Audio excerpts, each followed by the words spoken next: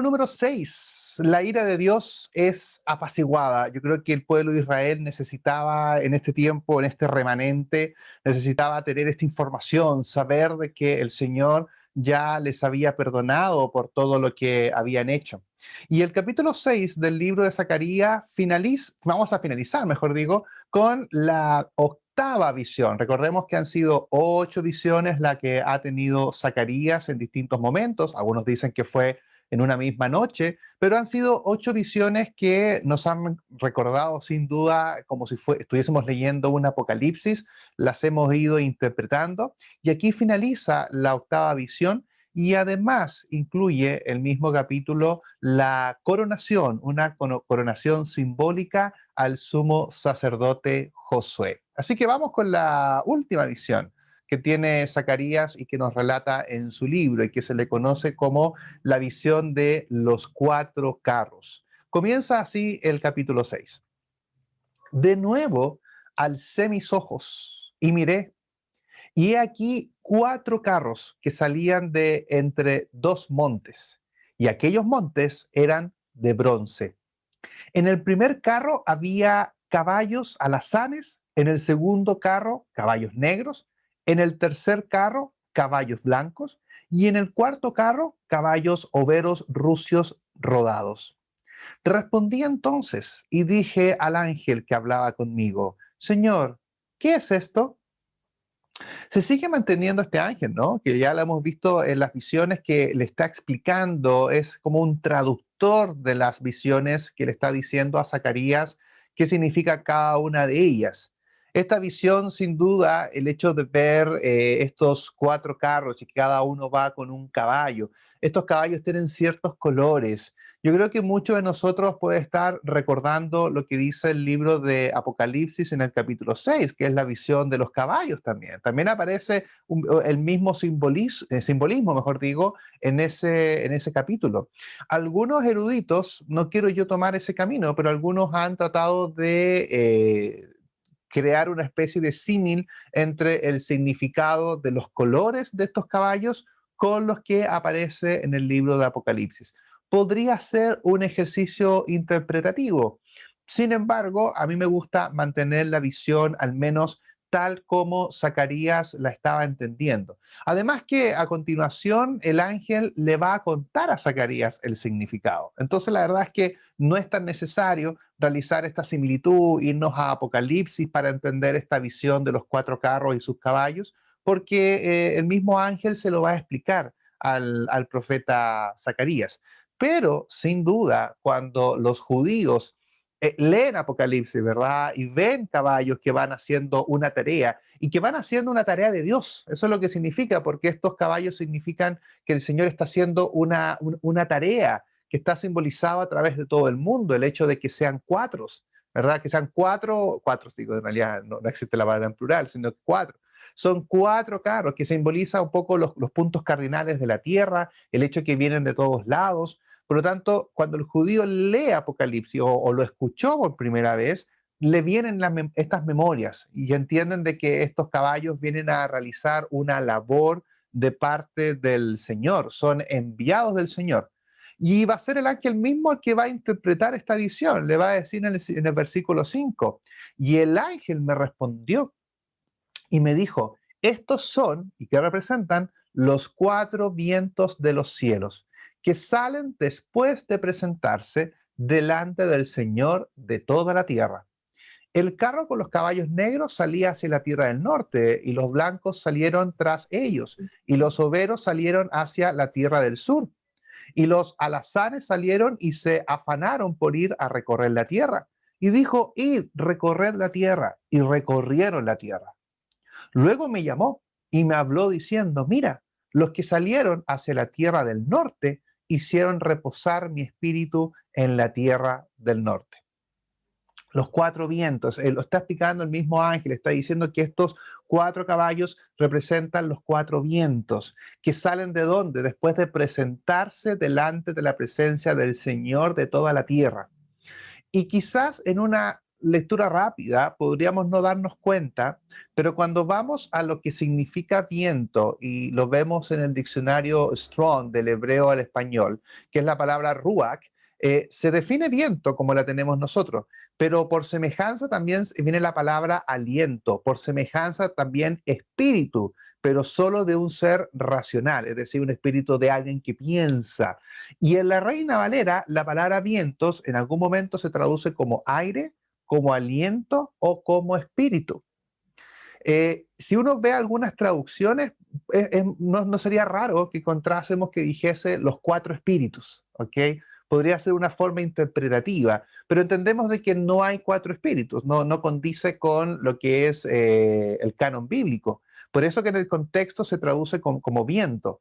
Pero como vemos en el versículo 8, que también está escrito en rojo, marqué la palabra espíritu, porque viene hablando del espíritu. Por lo tanto, la idea que tenemos acá de esta visión es que Dios estaba enviando al complemento completo, es decir, cuatro de espíritus o vientos necesarios para cumplir con la tarea que había establecido para ellos. Entonces, en el versículo 5 tenemos de alguna forma simbolizado al Espíritu de Dios que está frente a la presencia del Señor de toda la tierra. Hasta acá, y si tomamos también lo que dice el versículo 8, que hicieron reposar mi espíritu en la tierra del norte, ¿se acuerdan que dijimos en la clase anterior que cuando dice espíritu es el Espíritu Santo? Es lo que conocemos así en el Nuevo Testamento. En el Antiguo Testamento no dice Espíritu Santo, sino que dice Espíritu de Dios o dice Espíritu, pero es el mismo que tenemos en el Nuevo Testamento como Espíritu Santo. Por lo tanto, en un mismo libro, en este caso de Zacarías, hemos leído sobre el Señor, sobre Jehová de los ejércitos, hemos leído sobre el renuevo y también hemos leído sobre el Espíritu Santo. En un libro del Antiguo Testamento nos hemos encontrado, por lo tanto, con la deidad en su totalidad. Ha sido bien bonito este descubrimiento. Para mí, al menos, ha sido bien interesante de encontrarme con la deidad completa en un libro que es pequeño, ¿verdad? Son 14 capítulos y que aparecen en esta misma sección. Especifica el versículo 8 respecto a la tierra del norte. La tierra del norte se refiere a Mesopotamia. El hecho de que la ira de Dios fue apaciguada indica que Dios se había vengado de las naciones, específicamente de Asiria y Babilonia.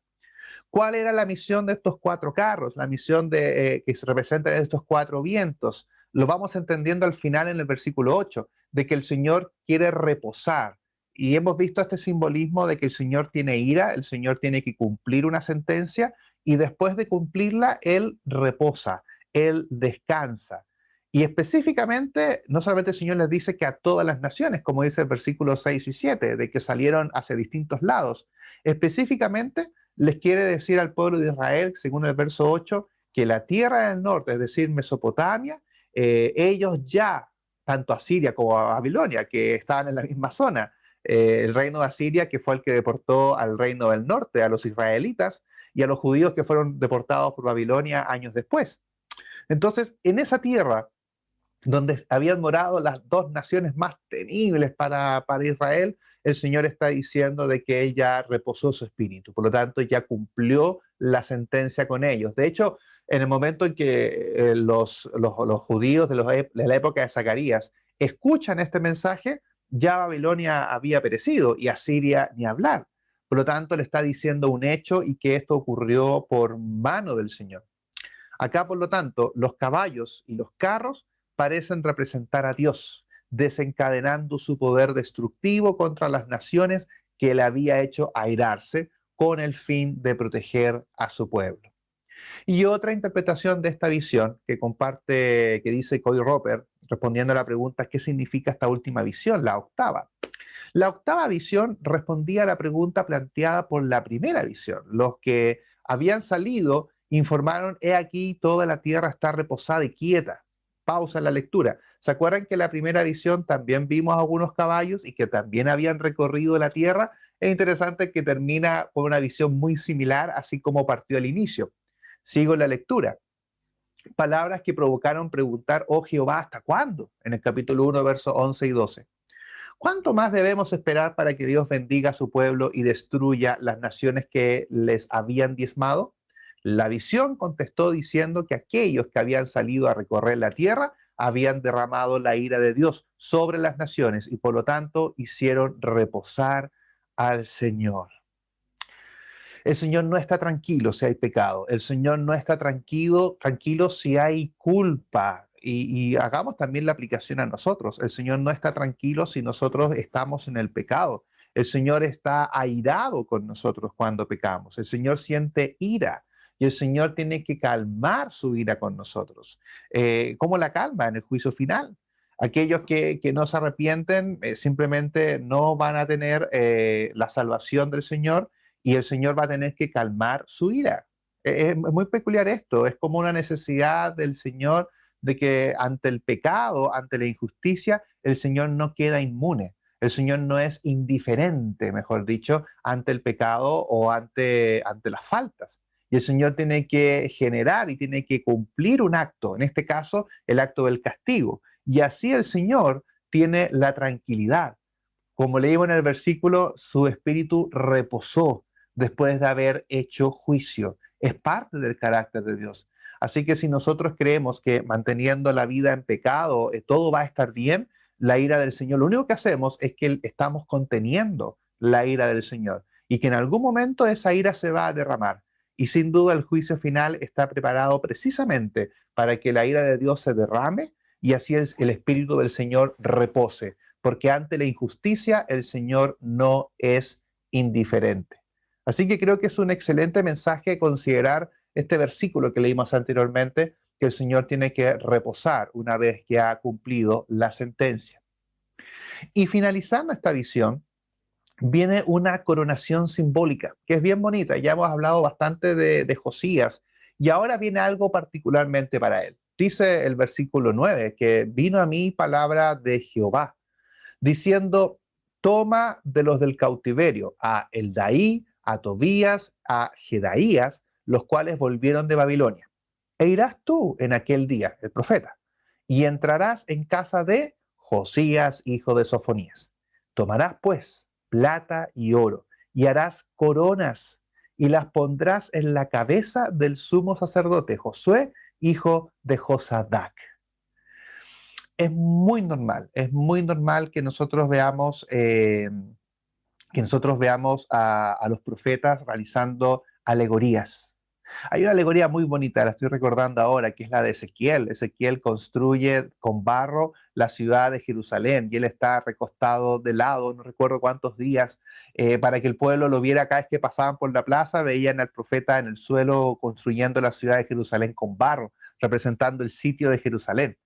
Esas eran alegorías más que nada para llamar la atención del pueblo, un pueblo que estaba ya sordo de oír. Entonces ya las palabras, como no las escuchaban, quizás las imágenes tenían mayor impacto. Y aquí Zacarías realiza algo muy similar, en el hecho que es llamado y es tomado para realizar esta alegoría, que tome aquellos que volvieron del cautiverio, que son Eldaía, Tobías y Jedaías. No recuerdo si tengo ese comentario aquí en la lámina, pero esos nombres que están ahí son nombres que vienen del persa, no son nombres judíos. ¿Por qué? Porque probablemente eran sacerdotes, pero que nacieron en el cautiverio. Por lo tanto, al nacer en el cautiverio tienen nombres, ¿no? Nombres que son más bien de la zona. En eso no tenían problema en sentirse influenciados en términos del nombre. Es cosa de ver el nombre de Moisés. El nombre de Moisés es un juego de palabras entre el egipcio y el hebreo. Por lo tanto, él mantiene un nombre que tiene una herencia egipcia también junto con el hebreo.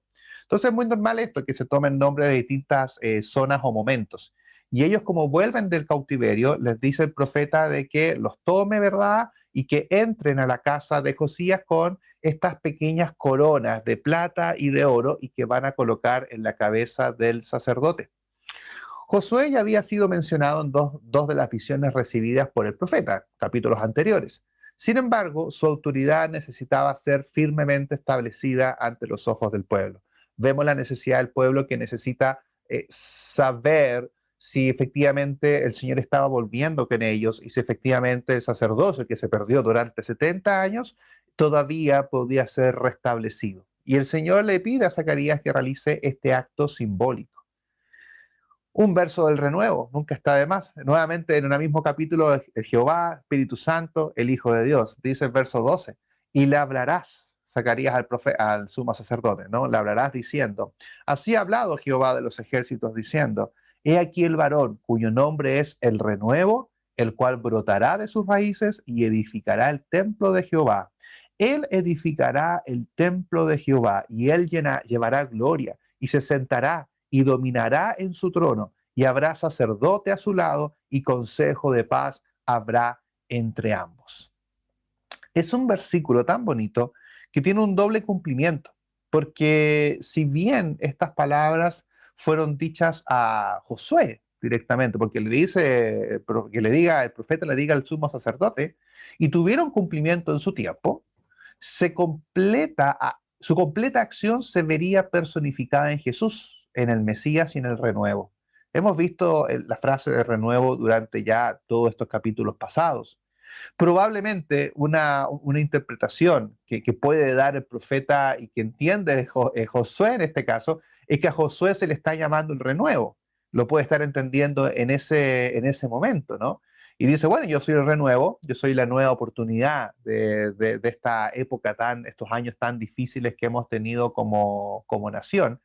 Pero eso tiene un significado en un momento muy preciso, porque sucede que el versículo 13, que yo creo que hay que marcarlo porque es un texto profético, hay cosas que no le suceden a Josué, hay cosas que a él no le van a suceder. ¿Qué cosas sí le suceden? Dice el versículo, y habrá sacerdote a su lado y consejo de paz habrá entre ambos. Algunos comentaristas dicen que tanto Josué como también Zorobabel, que ya lo hemos estudiado, tuvieron que haber estado participando probablemente en esta profecía, por el hecho de que hay un sacerdote y hay alguien que entrega un consejo de paz. Sin embargo, este acto simbólico se cumpliría en última instancia en la venida del Mesías, porque se percatan que el versículo 13 dice que Él llevará gloria y se sentará y dominará en su trono. Mm, Se refiere todo a Josué. El problema con este punto de vista es que el sumo sacerdote realmente jamás gobernó sobre un trono. ¿Se acuerdan que yo les conté de que Zorobabel era un gobernador? Porque el rey era Darío. No tiene rey Jerusalén, de hecho, Judá. De hecho, de aquí en adelante ya no hay ningún rey. El último rey estuvo en el reino del sur en el momento de la deportación. Y fueron muchos reyes entre medio, entre que se mataban entre ellos. Un terrible problema político que tuvieron. Pero de ahí en adelante nunca más tuvieron reyes, a pesar de que tenían un linaje. ¿Por qué? Porque eran gobernados, porque había un rey, ellos eran gobernadores. Por lo tanto, en realidad, nunca Josué en esta historia se llegó a sentar en un trono, menos llevar la gloria. Por ende, la única forma de entender este versículo es en el futuro. Ahí se completa, cuando es el Señor, es Jesús el que lleva la gloria y que sabemos que el Señor cuando resucita se sienta en su trono, ¿verdad? Vuelve a su trono. El Señor siempre tuvo poder por ser Dios, pero entendemos el mensaje, ¿no? Que Él resucita y entendemos que Él ya gobierna, Él ya venció el mundo, Él ya domina sobre su trono por haber cumplido la palabra perfecta de su Padre. Por eso que el versículo 13, si bien se puede entender algo en el momento, pero sin duda es algo que va más orientado hacia el futuro y que se cumple con el Mesías. Sigue en esta alegoría, ya no es visión, es alegoría. Las coronas servirán a Alem, a Tobías y a Jedaías y a Ed, hijo de Sofonías, como memoria en el templo de Jehová. Es decir, las mantuvieron, ahí las dejaron. Y los que están lejos vendrán y ayudarán a edificar el templo de Jehová.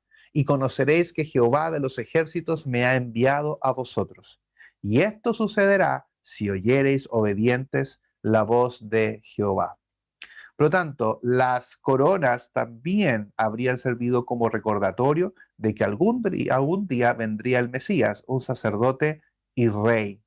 Interesante cómo se agrega un elemento, un accesorio al templo, que antes no existía y que es un accesorio especial. Recordemos que los accesorios del templo habían sido ultrajados, perdidos, robados, fundidos. Ningún elemento original estaba ya en ese momento en el templo, como al menos lo había construido el rey Salomón, menos Moisés. Por ende, el colocar un nuevo elemento era importante. Era como que la casa estaba vacía, ¿no? Entonces, colocar estas coronas dentro de los momentos, en algún lugar del templo, también los ayuda a tener un elemento que les recuerde que el Señor está presente, como dice el versículo, como en memoria en el templo de Jehová. ¿Memoria de qué? De que el Señor los está ayudando. Y si se percatan en versículos 15, dice, y los que están lejos vendrán y ayudarán a edificar el templo de Jehová. ¿A quién se refiere? ¿Quiénes son las personas que están lejos? ¿Serán los del remanente que aún no vuelven? ¿O se refiere a algo en el futuro? Porque dice después el versículo, y conoceréis que Jehová de los ejércitos me ha enviado a vosotros. Esto sucederá si oyereis obedientemente la voz de Jehová vuestro Dios. Conoceréis que Jehová de los ejércitos me ha enviado a vosotros. Wow, ¿cuándo se habrá cumplido eso, no? De que vendrían personas que estaban lejos, perdón, personas que estaban apartadas y que iban a venir y ayudar a edificar el templo de Jehová. Lo dejamos como duda porque lo vamos a ir respondiendo un poquito más adelante. Todo esto va a ocurrir, sin duda, pero también había una condicionalidad, que es la que acabamos de leer, que dice, y esto sucederá si oyereis la voz de Jehová vuestro Dios. Las bendiciones de Dios, queridos hermanos y hermanas, siempre han estado condicionadas a la obediencia. Más allá de que el Señor levanta el sol sobre justos y malos, hay ciertas bendiciones y, por supuesto, aperturas en nuestras vidas que el Señor da de forma especial. Pero todas ellas están condicionadas a la obediencia. Porque hay gente que todavía cree que el Señor ayuda o salva a las personas de manera incondicional, pero no es así. La Biblia está llena de ejemplos en donde aprendemos de que la obediencia parcial no es suficiente. El Señor quiere completa obediencia, no obediencia parcial. Aquellos que han obedecido de forma imparcial han tenido su castigo. Estábamos hablando recién de David, hablábamos de Moisés, tuvieron momentos de desobediencia y el Señor no entregó sus bendiciones a ellos en esos instantes porque no tenían o no estaban entregando obediencia completa al Señor. Por ende, el esfuerzo que tenemos que realizar nosotros es obedecer al Señor, pero de forma completa. Si el Señor nos da todo, ¿por qué yo le devuelvo la mitad? ¿Por qué yo le doy las sobras? ¿Por qué le doy lo que me quedó? Seríamos muy mal agradecidos si no agradeciésemos con nuestra conducta las bendiciones del Señor. Es lo único que el Señor nos pide, no tenemos que devolverle todo lo que Él nos da, pero el Señor nos solicita la obediencia. Y es la condición que le coloca al pueblo al final del capítulo. Les dice, y todo esto sucederá si oyereis obedientemente la voz de Jehová vuestro Dios. Y entendemos que cuando dice oír, se refiere también a la obediencia. Escucho y obedezco, escucho y aplico. No sirve de nada 30.000 clases de Zoom durante el año. Lo que el Señor requiere detrás de todo eso es la obediencia plena hacia Él.